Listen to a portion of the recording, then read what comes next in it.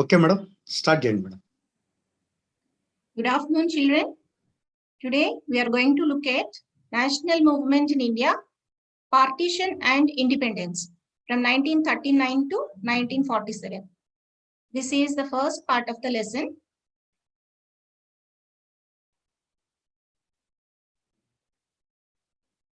Let us see the learning outcomes of this session. Children, you will be able to understand the importance of Government of India Act. After completion of this session, you will be able to understand the importance of Government of India Act, why the Congress was divided on the issue of supporting England in the Second World War, the divide and rule policy of the British, how the Muslim League won the support of the Muslims, the Hindu Mahasabha and the RSS, the secular outlook of the Congress party, the Pakistan resolution, the purpose of the Cripps Mission, Quit India movement, the efforts of Netaji and INA to liberate India, the victory of the Allied powers in the Second World War. All these you will be able to understand.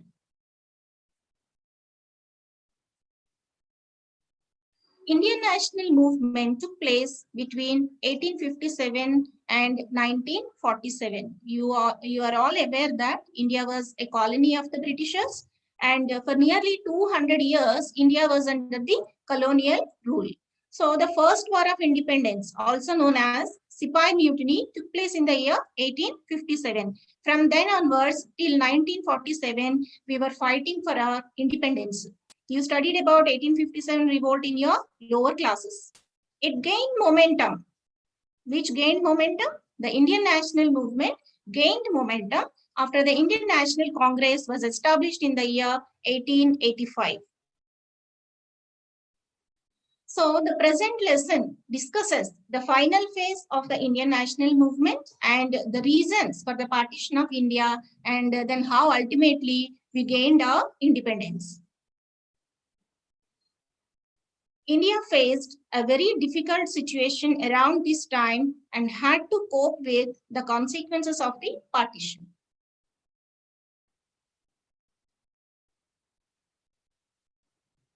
So, should the war be supported by Indians? This was the dilemma that the nation was facing around this time, that is between 1939 to 42.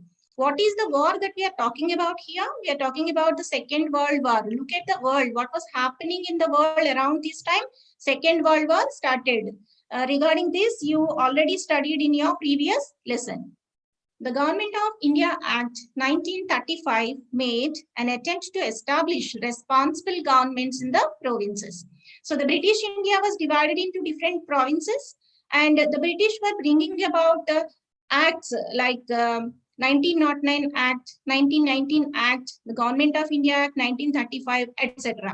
Okay, so what was the main aim behind these acts was to bring about reforms in the administration of the country. Okay, so this was an important act, a landmark act, we must say, because many of the features of this act were adopted by us in the later years. Okay, so it made an attempt to establish responsible governments in the provinces. What do you mean by responsible government? How a responsible government comes into existence? When the elections take place, we elect our representatives, and those representatives form the governments and they remain responsible to the people. That is what is the meaning of responsible governments. So through this act, there was an attempt to establish responsible governments in the provinces. So the right to vote was not universal at this time. You all must have studied about universal, right to vote. It is universal. One of the important features of our Indian Constitution is it guarantees right to vote, which is universal. Okay, but around this time, still we were under the rule of the Britishers at this time. And the right to vote was not given to everybody. It was very much restricted. Only few people were enjoying this right to vote. The Congress party decided to contest the elections that were held in 1937. So the 1937 elections were based on the provisions of the Government of India Act, and the Congress party, being one of the most famous and well-known party in the country, wanted to contest the elections. So elections took place in the year 1937. So the Congress party won 8 out of 11 provinces and had a prime minister in each province working under the supervision of a British governor. So after the elections, 8 provinces were won by the Congress party. There were 11 provinces and Congress won 8 provinces. Okay. So here you may get confused with the word prime minister. Prime minister here is equivalent to what we have a chief minister in the state, and a province, roughly you can understand it as a state during the British time. Okay.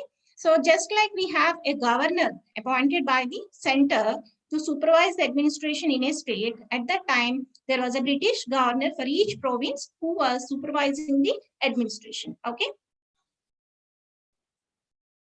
So the Second World War started in the year 1939. Regarding this war and how it started, what are the causes, what was the immediate cause, you all are aware of that because you already covered that topic. The British government involved India in the war without its consent.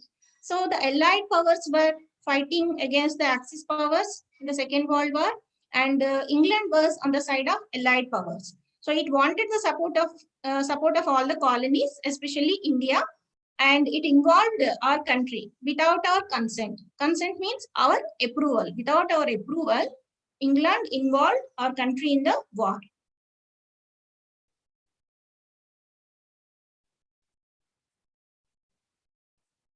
Should the war be supported by Indians?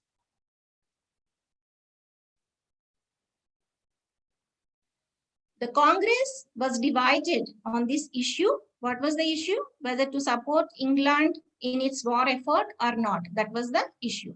A majority of its leaders opposing Hitler, Mussolini, and fascism. You studied about the atrocities of the Nazis in the during the Second World War time, and before that also, and how Hitler came to power, how Nazis were creating terror among the people, how Jews were persecuted, all these things you studied. So this ideology is nothing but fascism.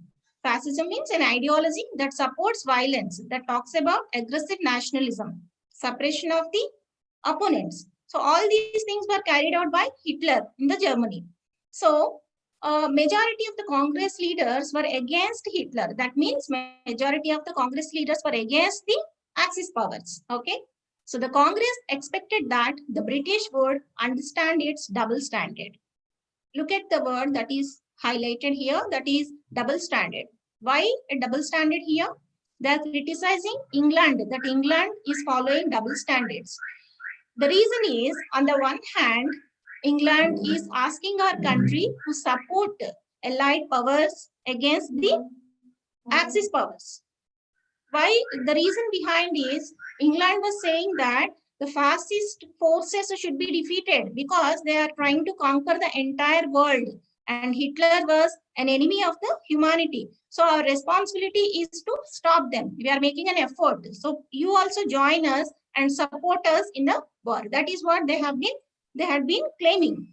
But at the same time, what England was doing, it set up a vast empire. It was exploiting the colonies, and India was one among them. On the one hand, they were exploiting the people of the colonies, and on the other hand, they're asking the people of the colonies to support Hitler and other to work against, to fight against Hitler and other fascist forces. Right? Do you understand? England is also indirectly supporting suppression and oppression, and now it is asking for the support of India to fight against Hitler. Okay, so both are same almost. For us, there is no difference between Hitler and the British rule, right?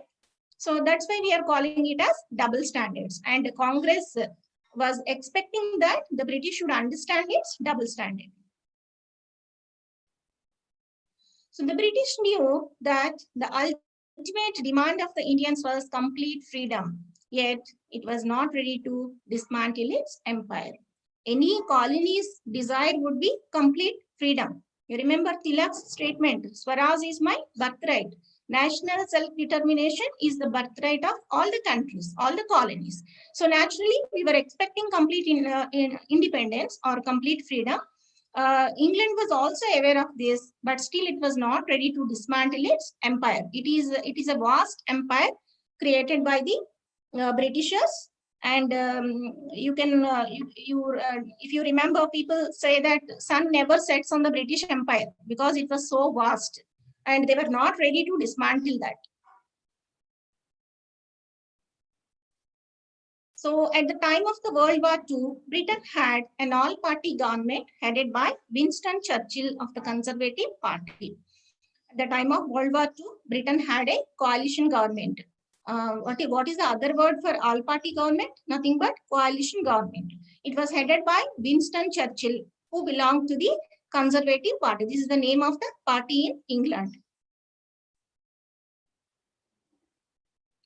So the Conservative Party wanted to maintain the British Empire as long as possible, while the Labour Party was in favor of granting freedom to Indians. So the Conservative Party, the name suggests conservative means old thinking, not adopting new changes, right? So the Conservative Party believed that the British created the vast empire with a lot of effort, and they were not ready to grant freedom to the colonies. But there is another party in the coalition, that was Labour Party, and Labour Party always favored India's request for freedom. Okay.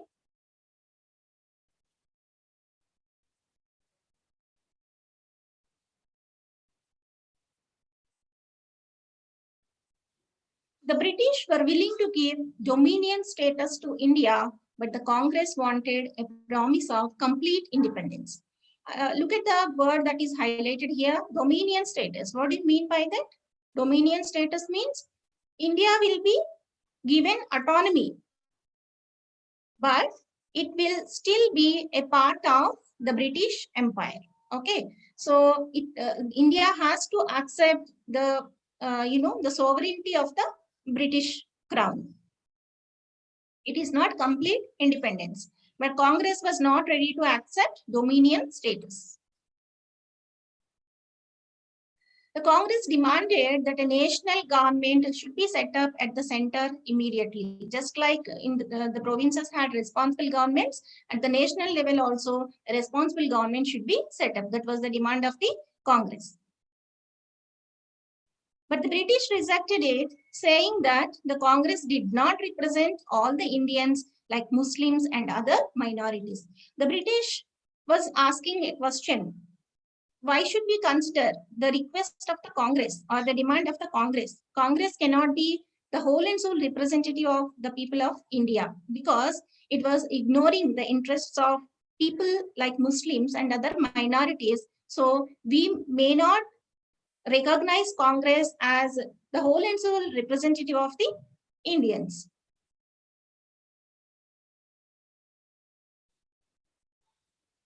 And the British had to protect the interest of all the people. So they said the British had the responsibility of protecting the interests of all the people, not just paying heed to the demands of the Congress.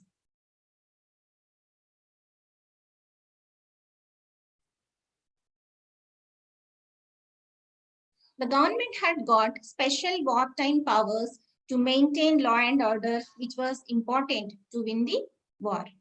Government had got special wartime powers. What do you mean by that, wartime powers? See, whenever a country is involved in fighting a war, all the efforts of the nation are directed towards winning the war.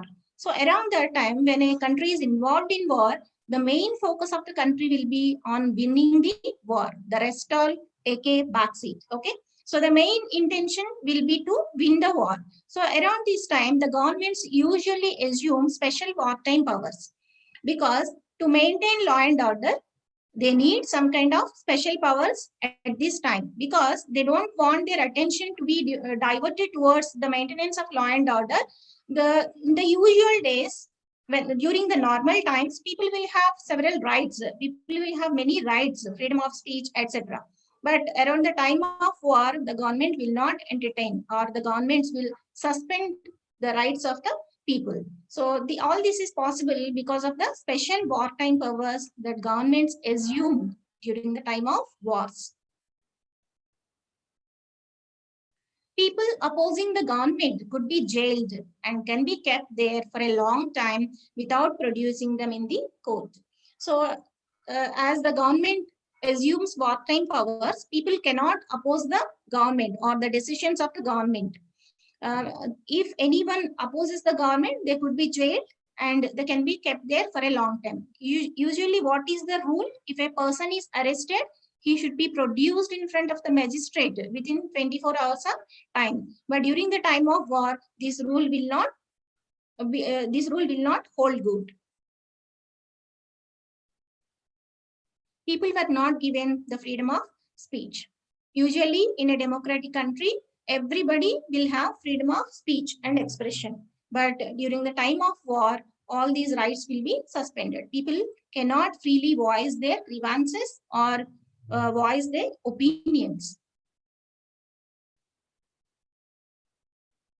Due to the above developments, the Congress organized individual satyagraha but did not launch major mass protest because there were strict rules and regulations in the country. During this time, Congress did not start any major mass protest but only confined itself to individual satyagrahas.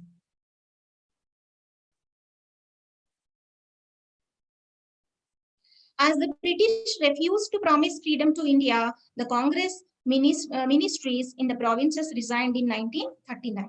Remember, in 1937, there were elections, provincial elections, and Congress won 8 out of 11 provinces. Now, in the year 1939, Congress resigned to all these provinces, okay? Because the reason behind is British refused to promise freedom to India, at least after the completion of the Second World War.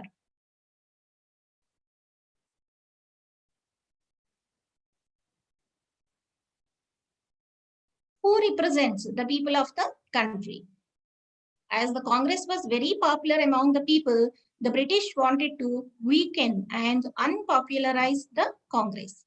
See, during all the national movement time, Congress was playing a very dominant role. It was a party that attracted the masses of the country to fight against the British. Okay, but British wanted to weaken the Congress party because Congress was able to appeal to the people. It was able to mobilize the people against the British rule. So naturally, the enemy wanted to weaken the party. The British started questioning the right of the Congress to represent the people of the country. On what basis you can claim as the representative of the people is the question posed by the Britishers to the Congress party. Okay, the British clearly told that it was not going to accept the Congress party as the representative of the people. Following the divide and rule policy, the British started encouraging the Muslim League and its leaders like M.A. Jinnah. You can see the picture of Muhammad Ali Jinnah here. He was the leader of the Muslim League party.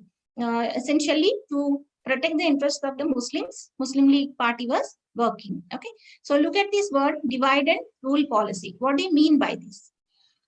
In India, before the advent of the British, before the Britishers entered our country, there was harmony between Hindus and Muslims. This unity was dangerous to a colonial power like England. So they wanted to disrupt this unity and they started encouraging the Muslim League leaders against the Congress leaders. Okay, they wanted to create a kind of gap between Hindus and Muslims, that is divided rule policy.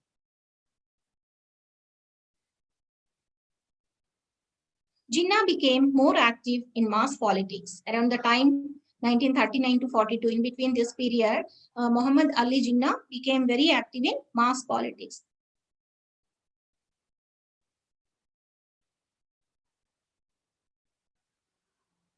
Now, let us learn about the Muslim League. Though the Muslim League was formed in 1906, it did not enjoy mass support till the 1930s. In the beginning, it was representing the Muslim landlords of United Provinces. The Muslim League was formed in 1906 only, but in the beginning, I mean, till the 1930s, it did not enjoy the mass support. I mean, masses were not behind this party till 1930s. So it was, in the beginning, it was representing the Muslim landlords of United Province. That means a very small section of the society, not the entire Muslim population. One of the main demands of the Muslim League was separate electorates, which was implemented from 1909. What do you mean by separate electorates? That means some seats should be reserved for the Muslims, from which only the Muslim candidates will contest the elections, and the Muslim population of that area only will vote for them. So why this demand was put forward by the Muslim League? Please think about it.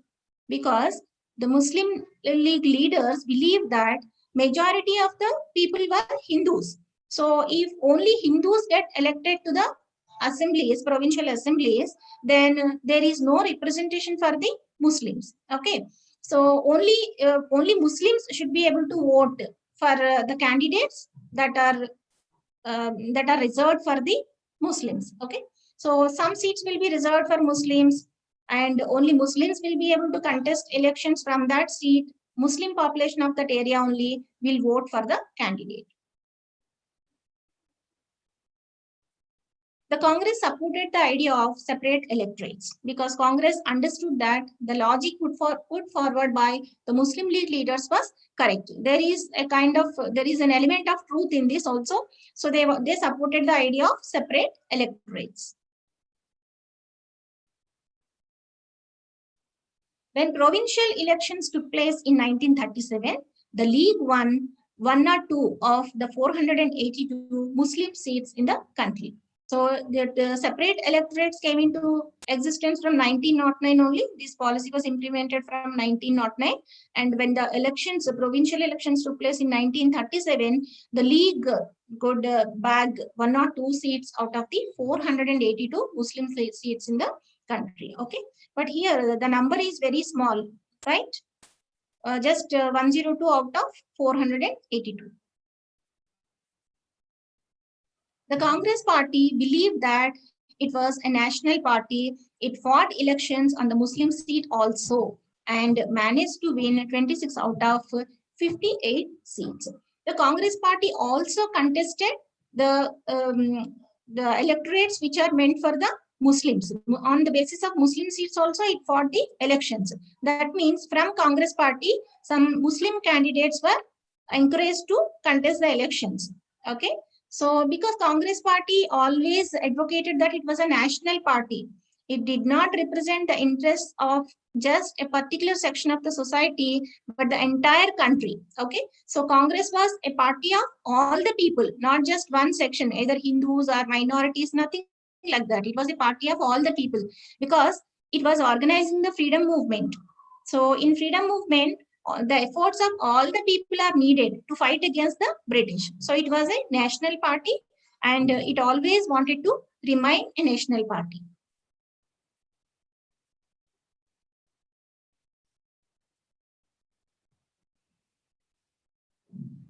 In 1937 elections, the League secured only 4.4% of the total Muslim votes. As I already told you, only 4.4% of the total Muslim votes were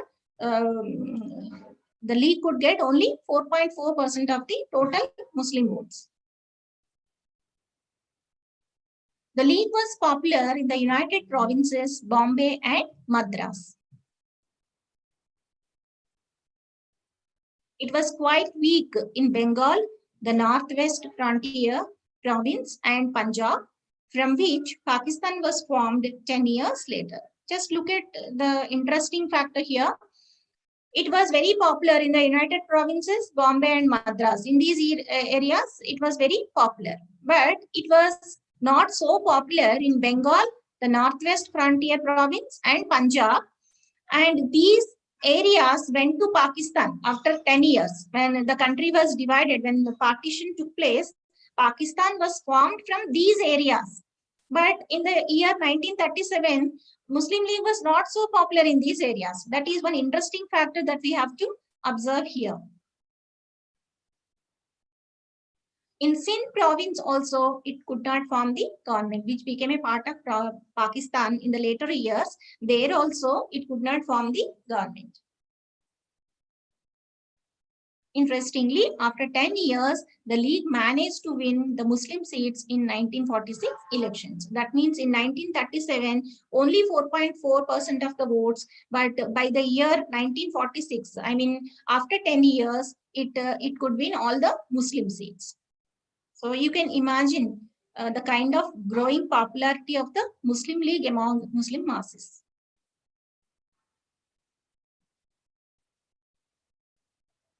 The League explained the reasons for its growing popularity among the Muslims. So what were the reasons behind this popularity? Why in 1936 only 4.4% of votes, and in the year 1946 it won all the Muslim seats? What went actually? What happened in these 10 years? And the League gave reasons for this. The Congress was insensitive towards Muslims. It refused to form a coalition government with the League in the United Provinces.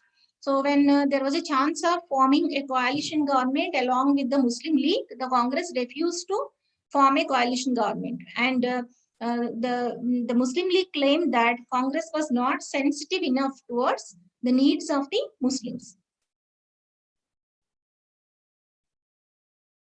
The Congress prevented its members from taking Muslim League membership. Congress did not allow its members to become members of Muslim League simultaneously. Okay, this was also pointed out by the leaders of Muslim League. But it allowed its members to be a part of the Hindu Mahasabha before 1938. But at the same time, the members of the Congress were allowed to be a part of the Hindu Mahasabha. Okay, so before 1938, they were allowed to become part of the Hindu Mahasabha, but they were not allowed to be a part of Muslim League. That was the objection raised by the leaders of the Muslim League. The Muslim leaders of Congress, like Maulana Azad, did not support this. You know, Congress, because Congress always claimed that it was a national party, there were leaders from all communities in Congress. And Maulana Abul Kalam Azad, one important leader of the Congress. And Maulana Azad pointed out this because he did not support this double standard of the Congress. It was, on the one hand, it was allowing its members to be a part of Hindu Mahasabha, but it was not allowing its members to be a part of the Muslim League. That is what Maulana Azad pointed out. After 1938, no Congress member could become a member of the Hindu Mahasabha. Congress accepted this point, and after 1938, no Congress member was allowed to be a member of the Hindu Mahasabha also. Thus, the League created the impression that Congress was a Hindu party. By pointing out these things, these developments, the League tried to convince the people that Congress was basically a Hindu party, though it was claiming that it caters to the needs of all sections, all communities, but basically it is a Hindu party, is what the Muslim League claimed.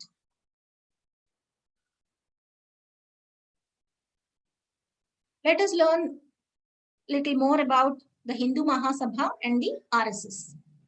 The aim of these organizations was to mobilize and unite all the Hindus, overcoming caste divisions. As you are all aware that there is caste system in Hinduism. Caste system is a hierarchy-based system, and the caste of a person is decided by birth. It cannot be changed. Okay, so because of these caste divisions, there is no unity among the Hindus. So these organizations, Hindu Mahasabha and the RSS, were trying to overcome these caste divisions. They wanted to unite all the Hindus to reform the social life of Hindus. And there were many evils in the social life of Hindus, and they wanted to bring about certain reforms. They believe that India belongs to the Hindus as they were in a majority. The main claim of these organizations was that India belongs to the Hindus because basically Hindus are in majority in our country. So it was a Hindu country and India belongs to Hindus. Many Congress leaders appreciated their activities. Though ideologically, Hindu Mahasabha and RSS are quite different from Congress, the activities, the way they were trying to bring about reforms among the Hindus, the way they were trying to overcome the caste barriers, all these efforts were appreciated by many Congress leaders also. The Congress wanted a secular atmosphere in the party and made an attempt to make the Muslims feel secure. As I told you, Congress always stood for secular image and it wanted to create a secular atmosphere in the party. Because Hindus were in a majority, Muslims should not feel insecure. That is what the idea of Congress. The Congress gave a message that both Hindus and Muslims belong to one Indian nation. Okay, the Muslim League was propagating the idea. Maybe in the later years it became very prominent, but they always thought that the Muslim League always thought that Muslims and Hindus are different. But the ideology of Congress was different. It always wanted to give a message that both Hindus and Muslims belong to one Indian nation. Okay.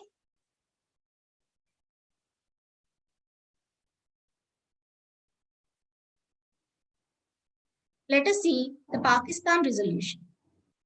In his presidential address to the Muslim League in 1930, poet Muhammad Iqbal talked in favor of a Northwest Indian Muslim state. Who is Muhammad Iqbal, children? Can you recall the famous song written by him? Sare Jahan Se Acha, Hindustan Hamara, right?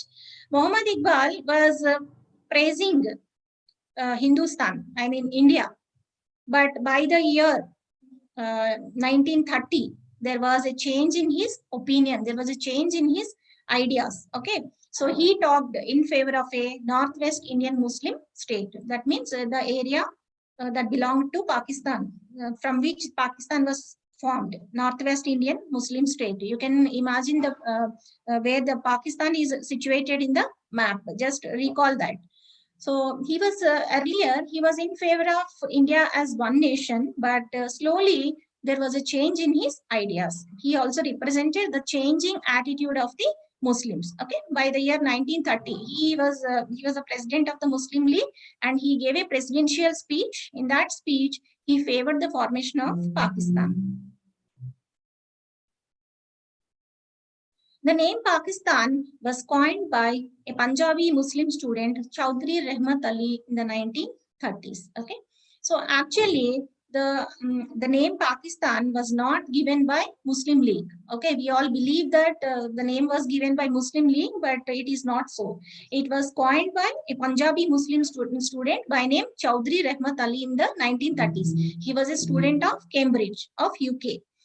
At the time, he wrote a series of articles, and in those articles he was discussing the idea of a separate state for Muslims, that is Pakistan. But around this time, no one took his idea of Pakistan seriously, including the Muslim League. Divide and rule policy of the British and failure of the Congress party to address the fears of the Muslims changed the political atmosphere in the country. Okay, so as I told you, the British was following divide and rule policy, and towards the last phase of the Indian national movement, the British were following this policy very rigorously, and Congress also somehow failed to address the fears of the Muslims. It failed to create a sense of security among the Muslims. So all these factors together changed the political atmosphere in the country. So on 23rd March 1940, the League moved a resolution. What is that resolution? Let us see. Pakistan resolution. This resolution demanded autonomy for the Muslim majority parts of the subcontinent, but not a separate state. So it passed a resolution. It was the resolution demanding autonomy for the Muslim majority parts of the subcontinent. They were talking about autonomy. Autonomy means a kind of freedom, self-rule within the areas where the Muslim population was in majority, but it was quite different from a separate state. Okay, so at this time they were not talking about a separate state, but talking about autonomy for the Muslim majority parts of the country. Okay, so this is quite different. So these they used the word autonomy, but not a separate state. Later, it was called as the Pakistan resolution. After some time, it was called as the Pakistan resolution. By the way, how the word came into existence? Pakistan. P stands for Punjab, A for Afghan, K for Kashmir, and S for Sindh, and TAN for Baluchistan. From these names, Pakistan was taken. Okay. As the Congress was unable to fulfill the demands of the League, the idea of a separate state of Pakistan gained momentum. So the Muslim League, especially Muhammad Ali Jinnah, was putting forward many demands, and the Congress was not in a position to fulfill all the demands. So the Muslim League wanted a separate state for Pakistan. The Muslim masses believe that they will definitely benefit if Pakistan becomes a reality. Okay, so the League was trying to propagate the idea of a separate state of Pakistan for Muslims, and it was trying to influence the Muslim masses by saying that if Pakistan becomes a reality, many all of us will be benefited. Okay, so the Muslim businessmen will be benefited because they will not have any competition from Hindu businessmen. The Muslim political leaders will have some kind of independence, and they can form their own government. Like all sections of the Muslims, I mean the rich people, whether the poor people or the jobless people, everyone will be benefited if a separate Muslim state is formed. Okay, so in that separate Muslim state, there will not be a minority section, so they can live safely, they can live with confidence. That is what the idea put forward by the League, and people believe this. I mean, the Muslims believe this. The League could build its base between 1942 and 1945, as most of the Congress leaders were imprisoned during this period. So the League became very popular, and between these two, between the years 1942 and 1945, many Congress leaders were jailed because Quit India movement was going on. So the government arrested many Congress leaders. So the League and the leaders of Muslim League took advantage of the situation, and they tried to influence the Muslim masses and mold their opinion in favor of Muslim League and creation of Pakistan. Dr. B.R. Ambedkar also felt that the British cannot hand over the power to the aggressive Hindu majority. B.R. Ambedkar was pointing out the atrocities that were taking place among the Hindus, and how untouchability was practiced by the upper caste Hindus, and there were many evils that were pointed out by Dr. B.R. Ambedkar. And he also felt that if the British wants to leave the country, giving independence to India, they cannot just hand over the power to the majority Hindus who were very aggressive. So what will happen to the rights of the minorities, the security of the minorities, if the power is handed over to the majority Hindus? So the idea of a separate state was also well thought of by Dr. B.R. Ambedkar.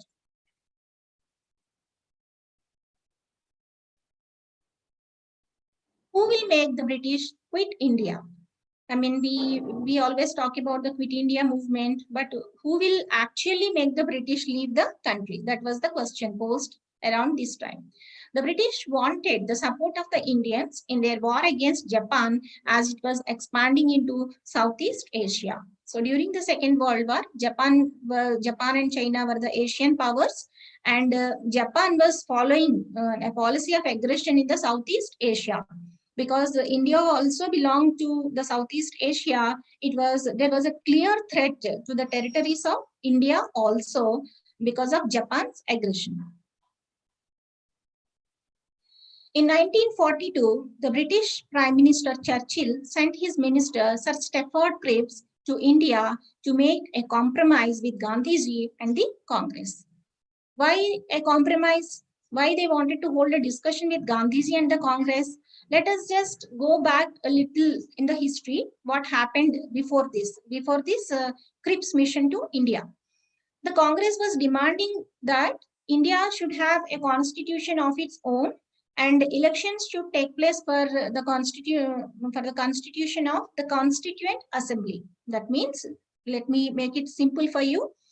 A constituent assembly should be formed by means of elections to prepare the constitution for independent India. That was the demand of Gandhiji and the Congress leaders. But the British never accepted this demand. But in 1942, what happened when Japan was following the policy of aggression, and the Allied powers were fighting against Japan and other Axis powers, they wanted to contain Japan with the help of India.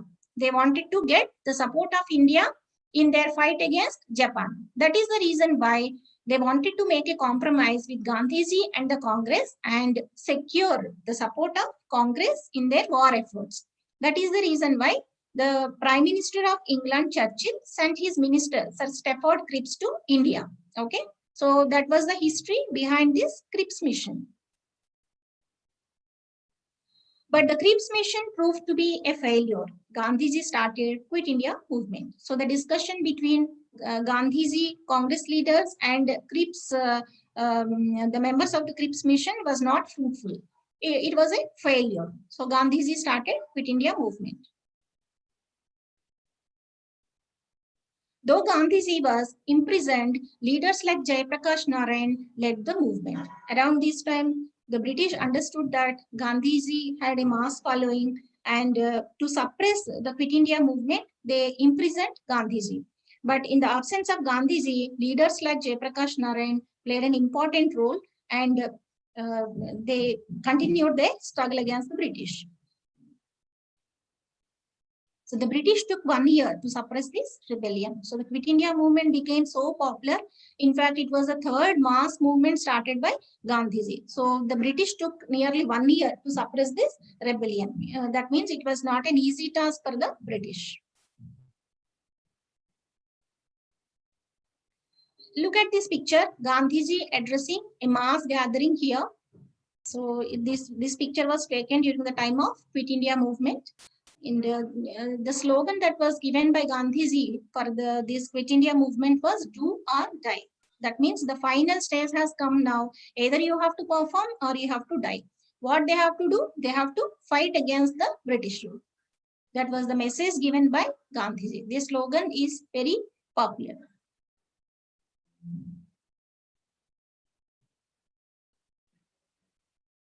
When the Nazis attacked the Soviet Union, the Communist Party of India decided to extend its support to the British against Japan. So you already studied about Nazis attack of the Soviet Union. The CPI, Communist Party of India, it decided to extend its support to the British against Japan. Okay. So what is the connection between Soviet Union and the Communist Party of India? Communist Party of India draw its inspiration. I mean, the leaders draw their inspiration from the Soviet Union, because Soviet Union was a communist country, very powerful communist country at that time, and the CPI was drawing its inspiration from the Soviet Union. So when the Soviet Union was in problem because of the Nazi forces, the CPI also decided to extend its support to the British against Japan. The CPI called it a people's war. Why people's war? This war is not just confined to one country. The war against the Axis powers was a war of people against the atrocities of the Nazi and fascist forces. Okay, So because people thought that Hitler was a big threat to the entire world, that's why they called it a people's war. But Gandhiji believed that once the British leaves our country, Indians would be able to handle Japan on their own. So, but Gandhiji had a different viewpoint. He was thinking that British was the main enemy of the country.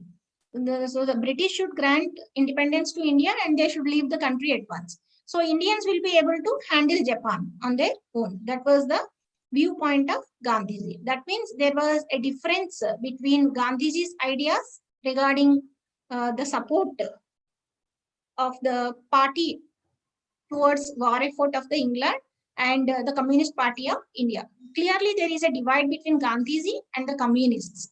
The communists wanted to support, but Gandhiji was not in favor of supporting England against Japan. The initial victories of Japan in the war against Americans and Europeans busted the myth of British supremacy. Till then, people all over the world, especially people of the Asian continent, believed that British race was very superior. The British race was very powerful and it had the capacity to rule over the world.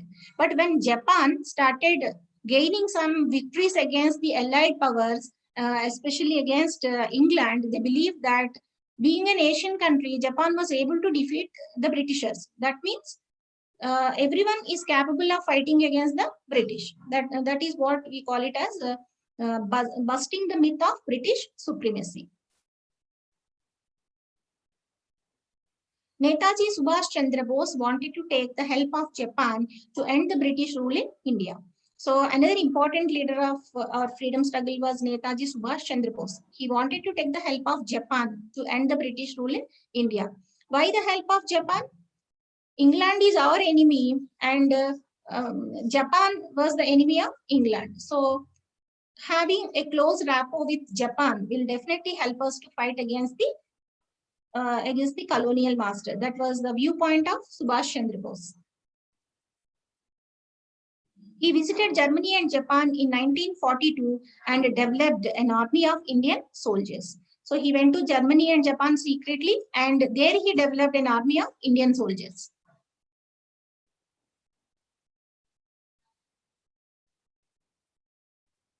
You can have a look at Netaji's visit here. These are all the followers of Netaji and members of the INA.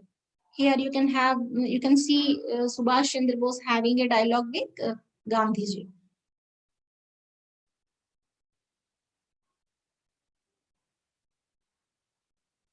Who are these Indian soldiers? These Indian soldiers were in the British Army. As I told you, England was fighting against Japan. And it recruited many Indian soldiers also into its army.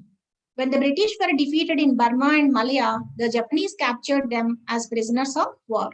So in the war, the Japan defeated British forces in Burma and Malaya, and in those and in the British army, some Indians were also there, and they were captured as prisoners of war by the Japanese forces.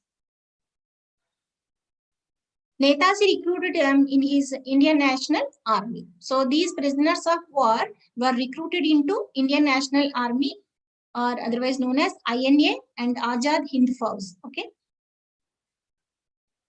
For nearly 3 years, Netaji's INA, along with the Imperial Army of Japan, fought against the British. For nearly 3 long years, Netaji fought against the army of the British with the help of Japan.